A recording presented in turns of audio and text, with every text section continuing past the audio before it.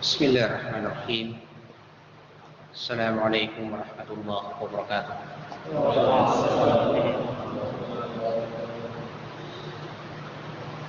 Innal hamdalillah nahmaduhu wa nasta'inuhu wa nastaghfiruh wa na'udzu billahi min shururi anfusina wa min sayyiati a'malina.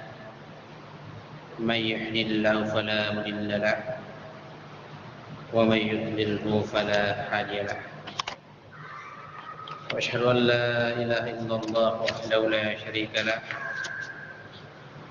وأشهد أن محمدا عبده ورسوله لا نبي بعده. Bapak-bapak, para jamaah sekalian yang kami hormati dan sangat muliakan Allah Subhanahu wa taala.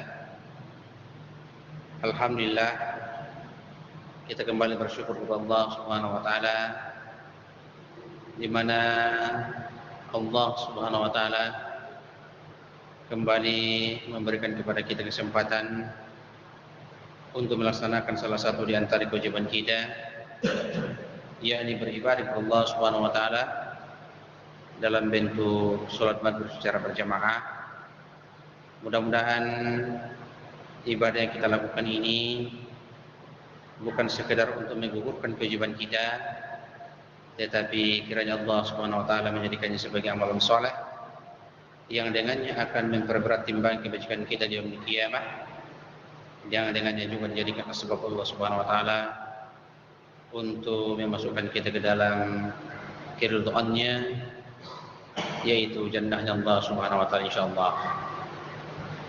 Salawat dan salam semoga senantiasa tercurahkan kepada junjungan alam kita Muhammad sallallahu alaihi wasallam.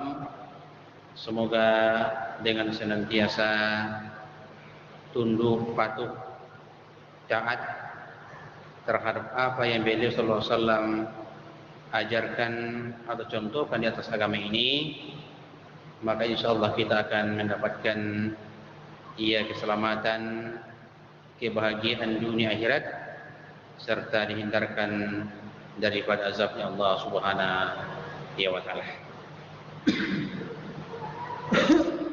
Jamaah sekalian, insyaallah pada malam hari ini kita akan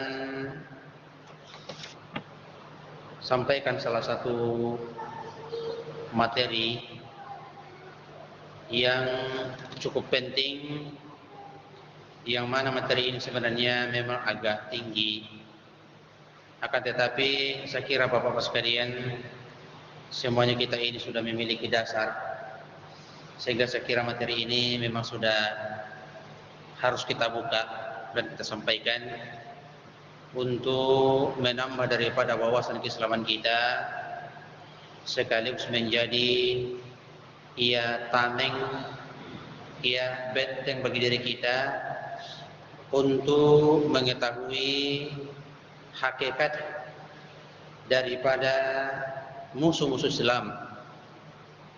Karena sudah menjadi sunnatullah bahwa agama Islam ini tetap akan mendapatkan ujian, tantangan, hambatan sampai datangnya hari kiamat. Itu adalah merupakan sunnatullah.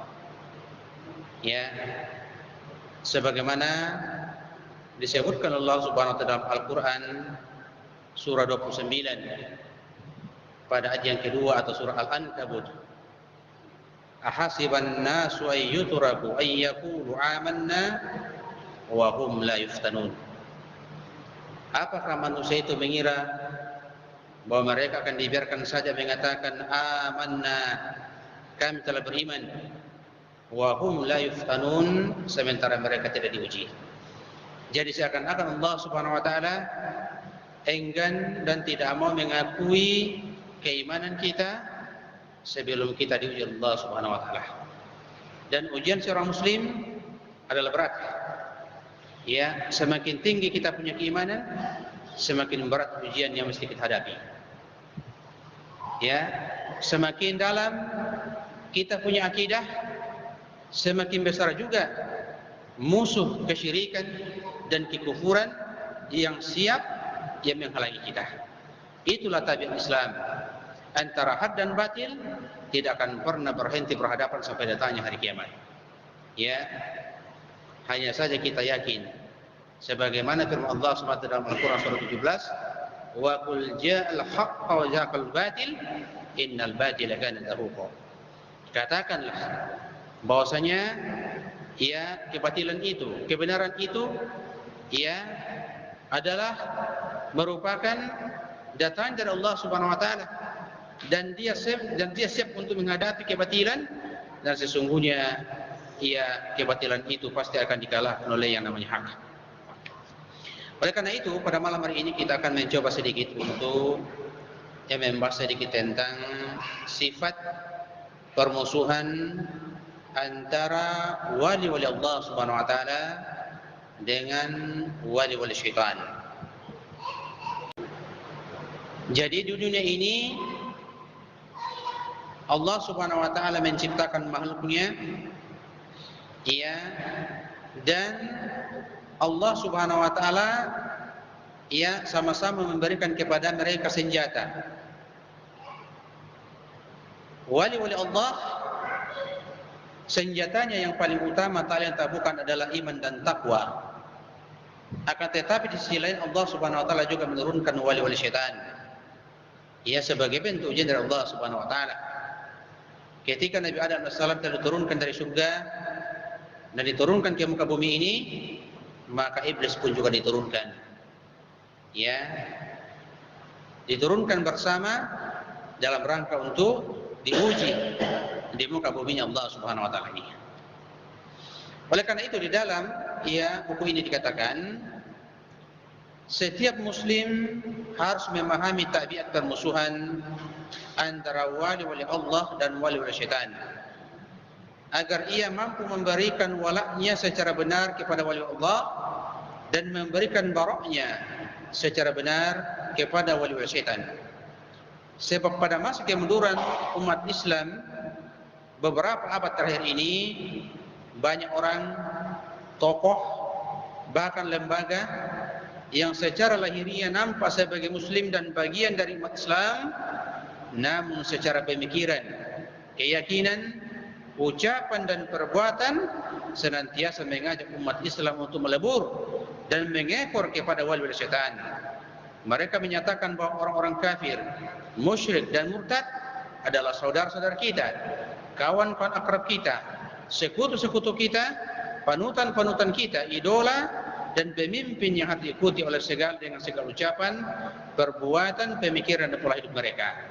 Maka wajib bagi setiap muslim untuk mewaspadai racun ganas yang dijajarkan dengan nama-nama indah seperti dialog peradaban, ya, pendekatan antara timur dan barat, perdamaian dan istilah-istilah lain yang sekilas indah namun sebenarnya menipu dan menjebak umat Islam untuk menjadi budak-budak daripada wali-wali syaitan.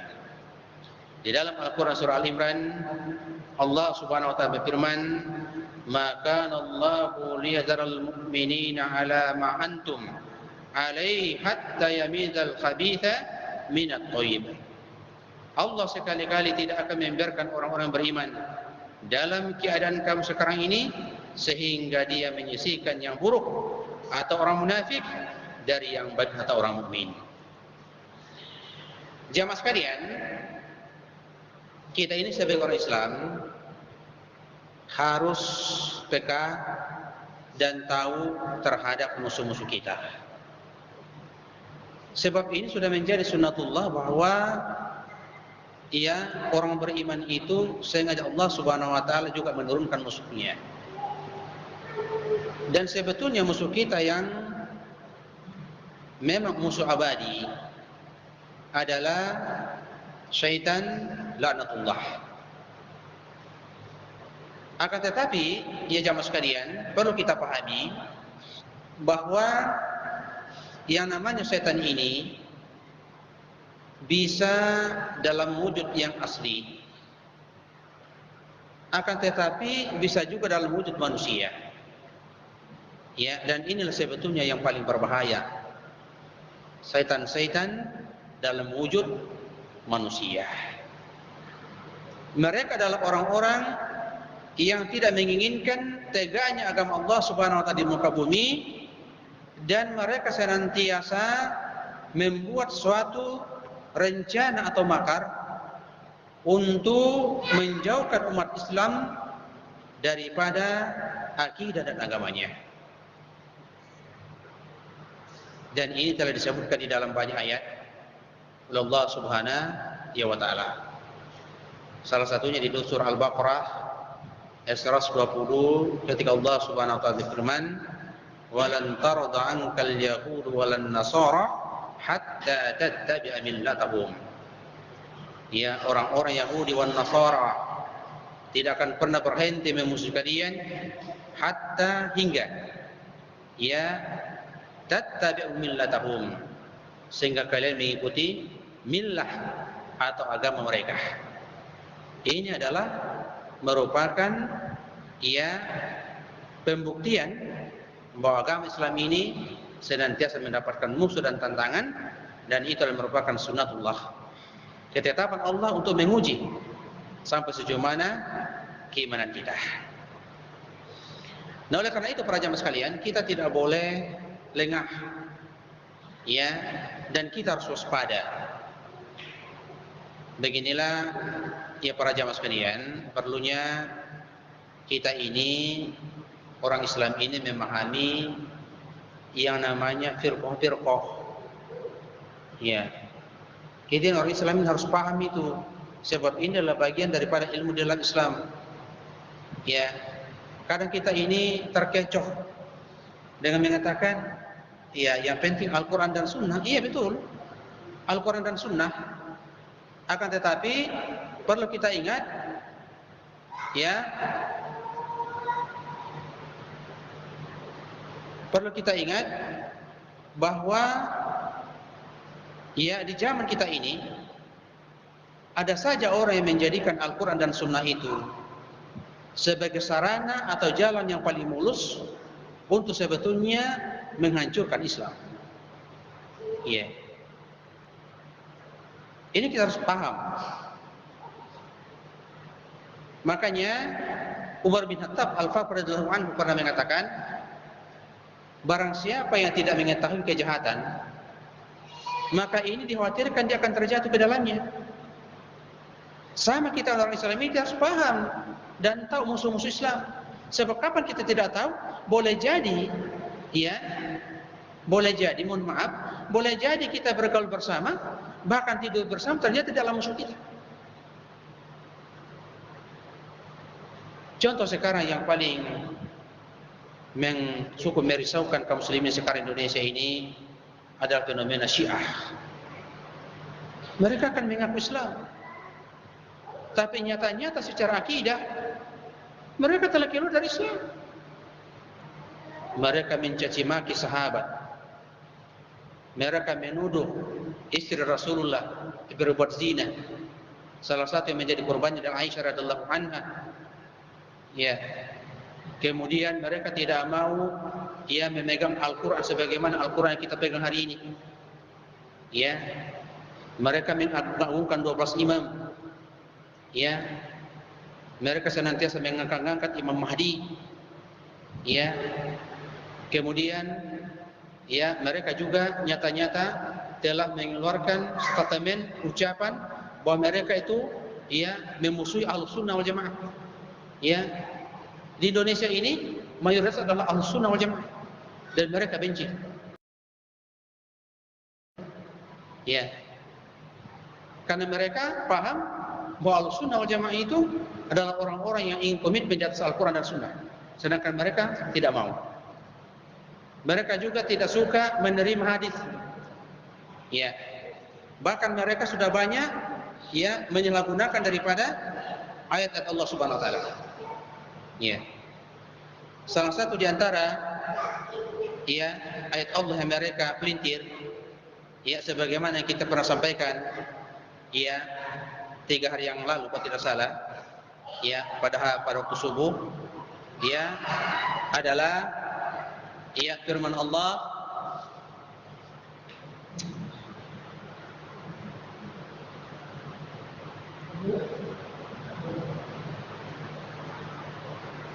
adalah firman Allah yang terdapat di dalam Al-Quran surah 17, surah Al-Isra. Aqimis salata liduluki syamsi idza ghasaqil lail wa qur'anal fajr inna qur'anal fajri kana masyhuda.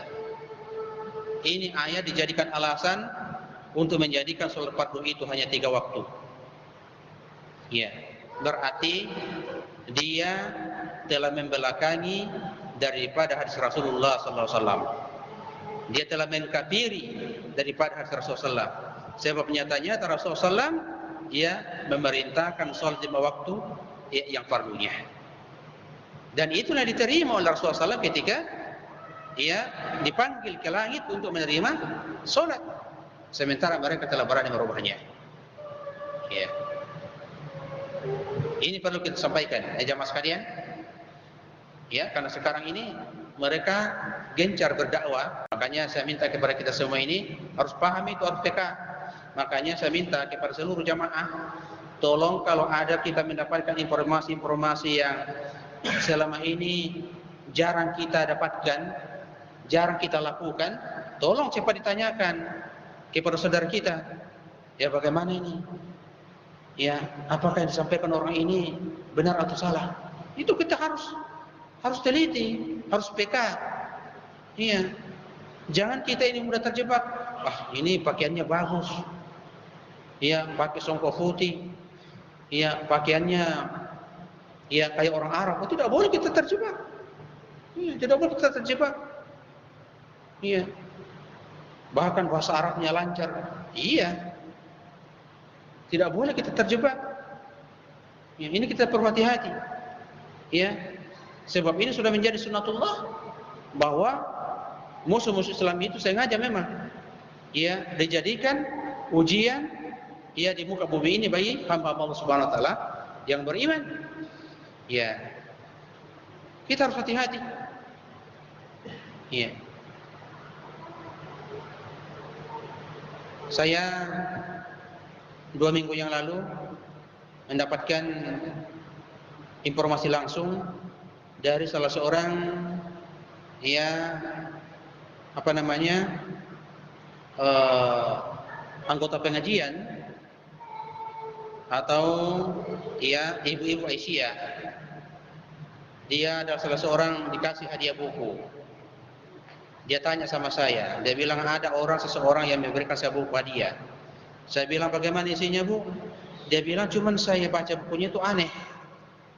Memang ya di halaman-halaman pertama itu bagus. Setelah saya buka, saya baca, kok lama-kelamaan muncullah ya menghina sahabat, mengkafirkan sahabat, menuduh Abu Bakar perampas jabatan, menuduh Umar perampas jabatan. Oh, itu Syiah punya itu. Itu bukunya Syiah, itu Bakar saja itu. Itu bukunya Syiah itu. Jangan dibaca, jangan dipelajari, itu bukunya Syiah itu. Ya, makanya istilah Bapak Sila kita harus tahu firqah-firqah atau aliran-aliran sesat. Karena semuanya itu telah lengkap di kitabnya ditulis para ulama. Ya, di sini pentingnya kita harus banyak membaca, ya banyak membeli buku. Ya, kalau kita mau selamat, ya di zaman sekarang ini kita harus banyak membaca, memiliki buku. Ya, jangan ya kita lebih mementingkan harta dunia daripada menyelamatkan kita punya akidah. Ya, itu 3 minggu yang lalu saya juga silaturahmi ke tempatnya rumah Ustaz Harun. Saya bilang, Ustaz, saya cemburu. Begitu saya masuk rumah kita, saya cemburu melihat kita punya buku ini, perpustakaan subhanallah. Dan memang setiap ustaz itu saya lihat itu semuanya itu punya perpustakaan besar di rumahnya. Saya sendiri kodong karena saya masih miskin, tapi saya juga berusaha mudah-mudahan suatu saat Allah memberikan kelapangan rezeki, saya juga mau. Karena itu adalah warisan kepada generasi kita akan datang. Iya. Ini kadang kita ini diberikan kelapangan rezeki tapi kita tidak perhatikan itu. Padahal itu yang akan menyelamatkan kita nanti. Ya. Kalau orang yang paham, apalagi kondisi sekarang ini penuh dengan fitnah, kita harus banyak memiliki referensi buku. Ya, cuman saja saya juga sampaikan kepada Bapak sekalian, jangan juga sembarangan membeli buku. Iya. Karena sekarang ini buku itu semuanya dilempar saja ke pasaran. Tinggal orang memilih. Nah, makanya di sini kita harus selektif. Ya, tanya orang yang memahami mana yang buku yang lurus, mana yang buku yang tidak lurus. Ya, mana kitab yang lurus, mana kitab yang tidak lurus. Karena sekarang kitab ini buku dilempar ke pasaran. Dan itu semua dilindungi oleh dengan alasan hak asasi. Disitulah buku Syiah. Kalau kita mau beli bukunya orang-orang orientalis, bukunya orang-orang pluralisme, komunisme, pokoknya isme-isme ada semua. Ya. Ada buku yang khusus ditulis oleh katakanlah majelis Tarjih Muhammadiyah umpamanya. Ya, ada buku yang khusus ditulis oleh para orang-orang salafi, itu ada semua. Ada buku yang memang bermanhaj Ahlussunnah wal Jamaah. Ada juga buku kitab yang memang bermanhaj Ahlul Bidah. Semua ada. Ya, tinggal kita memilih. Ya, di sini kita perlu ya selektif. Ya. Di situlah ada pemahaman Mu'tazilah, pemahaman Qadariyah, pemahaman Jabariyah, ya, pemahaman Sufi atau tasawuf dan sebagainya, ada semua. Nah, di sini kita harus ya selektif. Nah, sekarang pertanyaannya, apa sebab-sebab sehingga mereka ya memusuhi daripada ya wali-wali Allah Subhanahu wa taala? Karena sesungguhnya dimaksud dengan wali-wali Allah Subhanahu wa taala adalah orang-orang yang komitmen di atas keimanannya, itu disebut dengan wali-wali Allah Subhanahu wa taala. Apa sebab-sebabnya wali-wali syaitan itu memusuhi wali-wali Allah Subhanahu wa taala? Yang pertama, ada 4 poin. Yang pertama, kesombongan, karena kesombongan untuk merendahkan diri, menerima dan mengikuti kebenaran yang diajarkan oleh para nabi dan rasul. Ini sebab pertama. Wali-wali syaitan itu muncul karena mereka sombong, tidak mau menerima ajaran yang dibawa oleh para nabi dan rasul. Salah satu contoh adalah Namrud laknatullah, yang merupakan penguasa negeri Babilonia yang sekarang disebut dengan Irak. Ya. Yang di zaman ya para sahabat itu ya itu kebanyakan disebut dengan ya kota Basrah, karena memang Basrah ini adanya di Irak. Salah satu kota yang melahirkan banyak ulama-ulama besar seperti Imam Ahmad bin Hanbal, itu orang Irak. Dari sana banyak lahir ulama besar dunia. Ya, ulama-ulama panutan. Ya, akan tetapi ya pernah juga ditempati oleh ya salah seorang pembangkang ya musuh Allah, yaitu Namrud, yang berhadapan langsung dengan Ibrahim alaihissalam. Ibrahim datang kepadanya untuk menawarkan, untuk menyadarkan Raja Namrud dan para pengikutnya, supaya mereka itu beribadah kepada Allah dan jangan sekali-kali menuhankan dirinya, dan jangan menyuruh kepada rakyatnya untuk menyembah selain Allah. Akan tetapi Namrud laknatullah menolaknya. Kenapa Namrud menolak? Pertama, kesombongan. Ya. Yang kedua, karena dia tahu kalau sampai rakyatnya itu memiliki akidah yang lurus, maka Namrud pun akan ditinggalkan. Ya, ini pelajaran bagi kita semua, jamaah sekalian. Kalau kita ini mau membebaskan diri kita daripada perbudakan, perbaiki akidah. Karena orang yang paham betul konsep akidah, paham betul konsep tauhid, itu tidak akan bisa diperbudak. Siapapun dia, lebih baik dia mati daripada diperbudak. Ya. Karena orang yang paham betul konsep akidah, konsep tauhid, prinsipnya ya saya hanya mencintai, mengharap dan takut hanya kepada Allah. Selain daripada itu kecil semua, tidak ada. Dan itu dibuktikan oleh Ibrahim alaihissalam. Ketika Raja Namrud mengatakan, wahai Ibrahim, apakah kamu tidak tahu sayalah Tuhannya orang Babilonia, sayalah Tuhannya bumi dan langit? Maka Ibrahim mengatakan, kami itu hanya berbohong saja. Kami itu hanya menjadikan manusia sebagai budak saja. Ya, padahal sebetulnya dalam hatimu kamu juga beriman bahwa ada Allah. Hanya karena kesombonganmu sebetulnya. Akhirnya apa terjadi? Ya, jamaah sekalian. Akhirnya Ibrahim pun diuji oleh Allah Subhanahu wa taala. Apa ujian terbesar bagi Ibrahim di zaman Raja Namrud? Ujian terakhir yang harus dihadapi oleh Ibrahim adalah siap-siap menghadapi pembunuhan. Itu adalah konsekuensi daripada orang-orang bertauhid, orang-orang yang berakidah, berujung pada makar pembunuhan daripada Raja Namrud. Akan tetapi ternyata Ibrahim AS lagi-lagi memperlihatkan bagaimana ketauhidannya kepada Allah Subhanahu wa taala. Ibrahim sama sekali tidak pernah ciut. Ya, istilah orang sekarang tidak pernah namanya ada ciut. Ya. Ibrahim terus saja maju. Ya. Akhirnya pada saat Ibrahim ditangkap dan hendak dilemparkan ke dalam api, maka datanglah malaikat utusan Allah dengan mengatakan, wahai Ibrahim, apa yang hendak kau inginkan dari kami? Maksudnya ini malaikat, kami siap membantu kamu, menolong kamu. Ya. Itu api kecil bagi malaikat. Ya. Mungkin satu kali saja ditiup selesai. Tetapi Ibrahim lagi-lagi memperlihatkan bagaimana dalamnya tauhidnya dan akidahnya Ibrahim AS. Ibrahim justru mengatakan, adapun kamu malaikat, aku tidak butuh kalian. Aku hanya butuh kepada Rabb semesta alam, Allah Subhanahu wa taala. Aku hanya butuh kepada Allah Subhanahu wa taala. Maka akhirnya Ibrahim alaihissalam ketika sudah siap-siap dilepas dari tiang gantungan untuk dilemparkan ke dalam api, Ibrahim hanya mengatakan, hasbunallah wa ni'mal wakil.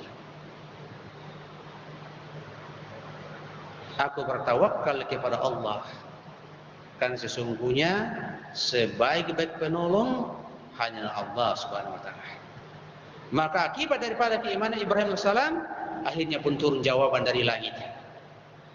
Turunlah jawaban dari Allah Subhanahu wa taala dengan mengatakan, qul ya naru kuni bardan wa salaman ala Ibrahim.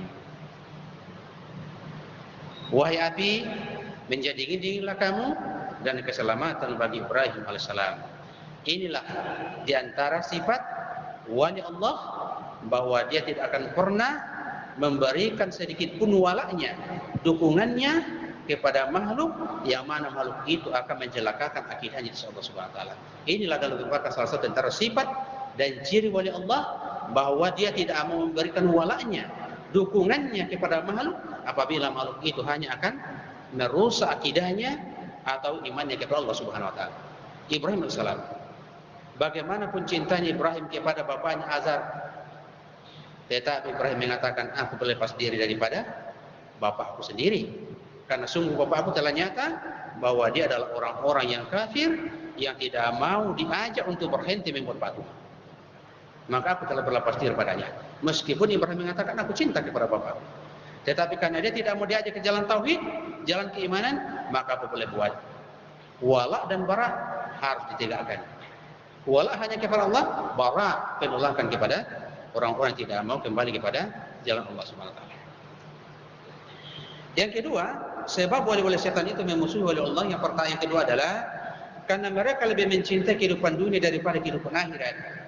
Karena mereka selalu memperturutkan syahwat dan segala kelezatan duniawi yang melalaikan. Nah, ini naudzubillah min dzalik. Ini banyak sekali wali-wali Allah Subhanahu wa taala terbunuh ini gara-gara dunia.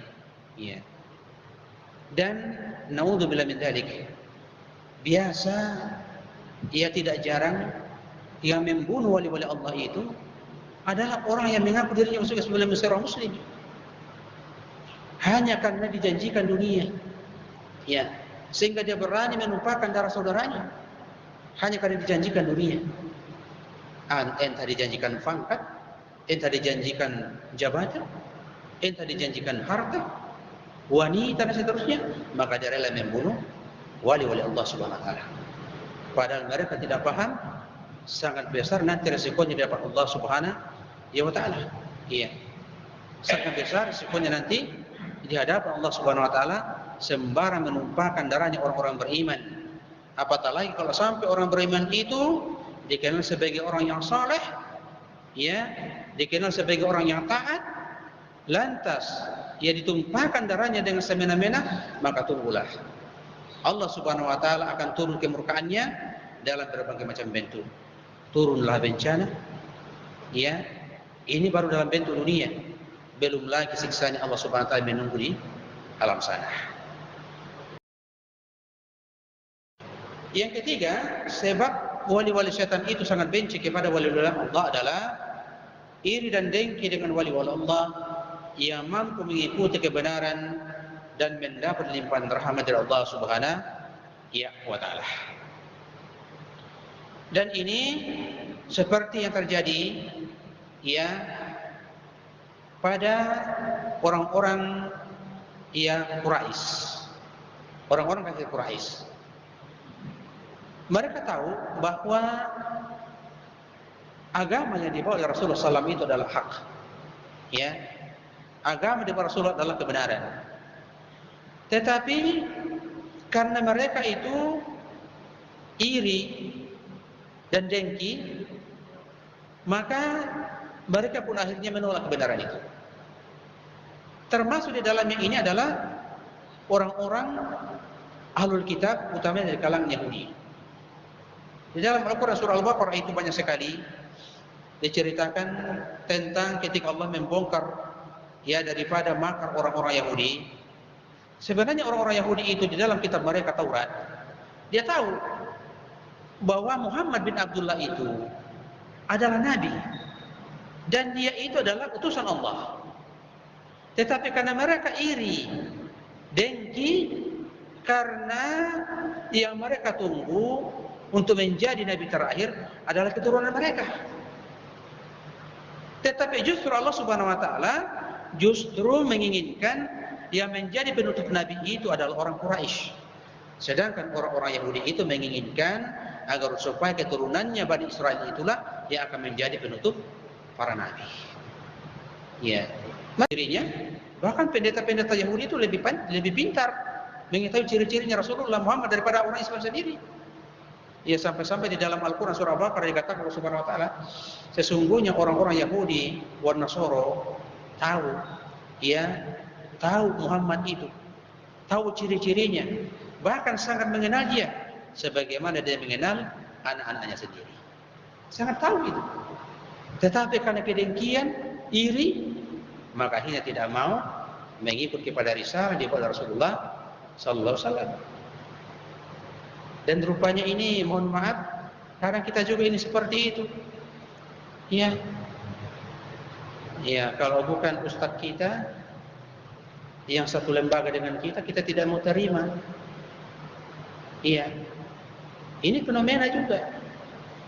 Iya. Padahal Islam tidak begitu. Ya. Islam itu prinsipnya itu adalah al-haq.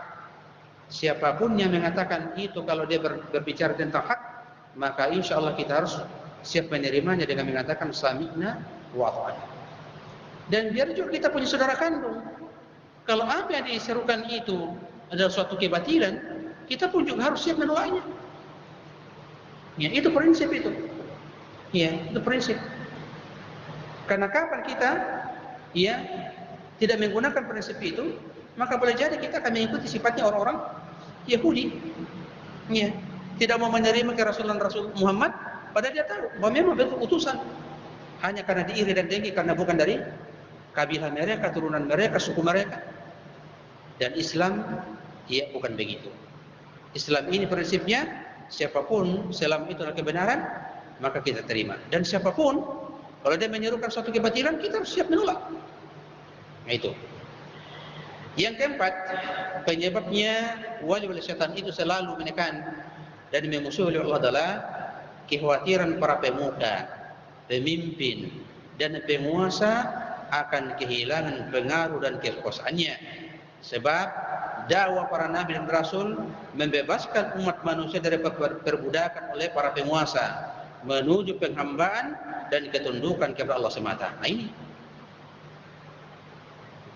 kenapa Fir'aun tidak mau menerima dakwahnya Nabi Musa? Karena Fir'aun itu takut kehilangan pengaruh di Mesir. Iya kan? Di dalam Al-Quran surah An-Nazi'at, ketika Fir'aun mengucapkan kata-kata yang sangat tidak pantas yang satu-satunya manusia di muka bumi pernah mengucapkan kata-kata itu, dan semoga kita jangan sampai mengucapkan kata-kata seperti itu. Cukuplah Fir'aun yang pernah mengucapkan kata itu. Akhirnya Allah Subhanahu wa taala menurunkan perkataan Fir'aun dalam bentuk ayat di surah An-Najiyah. Ya, apa kata Fir'aun? Ya, Fir'aun mengatakan apa? Ya, wa qala Fir'aunu ya inna ya, itu bukan di surah An-Naziyat itu. Ya, wa qala rabbukumul a'la, akulah Tuhanmu yang paling tinggi. Itulah perkataan Fir'aun di surah An-Najiyat. Ya, wa qala rabbukumul a'la, akulah Tuhanmu, akulah Rabbmu yang paling tinggi. Ini Fir'aun ini ya berbicara di hadapan masyarakat Mesir. Gara-gara apa? Gara-gara dia didakwai oleh Nabi Musa. Dan Fir'aun sangat tahu ini dakwanya para nabi ini adalah membebaskan manusia daripada perbudakan. Jangan-jangan ini masyarakat Mesir, kalau dia terima dakwanya Nabi Musa, tidak ada lagi orang yang mau sujud kepadaku. Tidak ada lagi masyarakat yang datang kepadaku membawa upeti. Ya, pemberian kepada raja. Ya. Karena dakwanya para nabi dan rasul itu pada dasarnya adalah membebaskan manusia daripada perbudakan. Baik perbudakan dalam bentuk akidah, perbudakan dalam bentuk ibadah, perbudakan dalam bentuk muamalah, itu semuanya dibebaskan manusia. Sementara raja-raja zalim tidak mau itu. Ya, raja-raja zalim tidak mau itu. Ya. Sama juga dengan Raja Namrud. Raja Namrud menolak dakwanya Ibrahim, karena Ibrahim ini datang untuk membebaskan orang Babilonia daripada penghambaan kepada selain Allah. Dan siapa yang terbebas dari penghambaan kepada selain Allah, maka sungguh itulah orang yang merdeka secara hakiki. Apa yang dimerdekakan? Akidahnya, imannya dimerdekakan. Inilah tidak disuka oleh para penguasa, para pemimpin. Ya. Sampai-sampai ya ada kecemburuan. Ya. Kalau kamu di ini tidak boleh menyeberang, kalau kamu di bandara ini tidak boleh kamu pindah ke bandara ini. Harus kamu tetap di bandara ini. Ya. Dan ini kalau masalah dunia ini. Ya. Kalau Islam tidak begitu. Ya, Islam itu membebaskan manusia ya daripada perbudakan-perbudakan, baik dalam bentuk akidah, ibadah maupun muamalah. Itulah Islam. Ya, dan ini tidak disuka oleh wali-wali syaitan. Kenapa? Ya, Bush Junior ya menyerang Afghanistan. Karena Bush Junior sangat takut kalau berdiri negara Islam di Afghanistan. Karena berdiri negara Islam itu, mereka tidak mampu lagi menjadikan negara itu sebagai budaknya. Ya, itu tujuannya. Sampai dia memborbandir Afghanistan. Karena dia sangat khawatir kalau tegak keislaman, tegak hukum Islam di suatu negara, mereka sudah tidak bisa lagi ya membodoh-bodohi, menjadikannya sebagai budak. Iya. Kan sekarang ini kan yang banyak mengatur dunia sekarang kan orang-orang kafir. Sebab Islam ini datang dalam rangka untuk membebaskan manusia daripada perbudakan. Ya, perbudakan dalam bentuk akidah, perbudakan dalam bentuk ibadah, dan perbudakan dalam bentuk muamalah. Masalah muamalah saja, ya, yang dikatakan sebagai cabang dalam Islam tidak boleh diatur kita. Tidak boleh. Tidak ada haknya orang-orang kafir untuk mengatur kaum muslimin.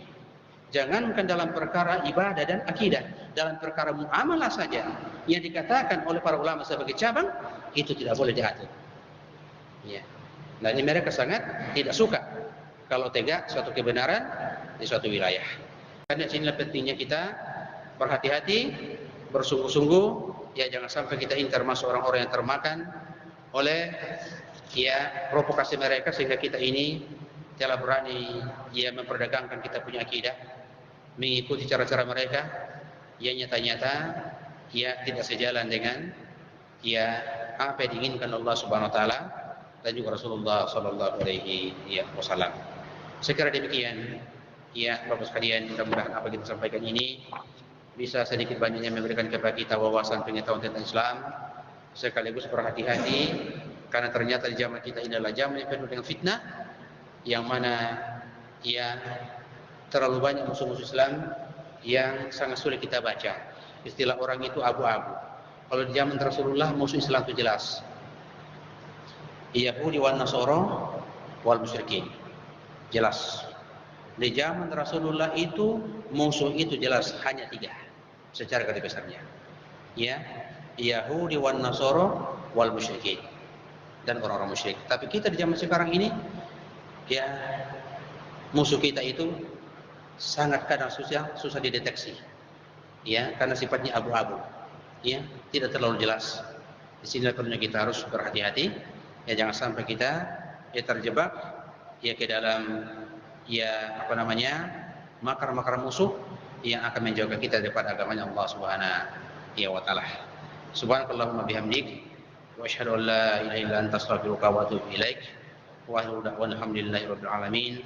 Assalamualaikum warahmatullahi wabarakatuh.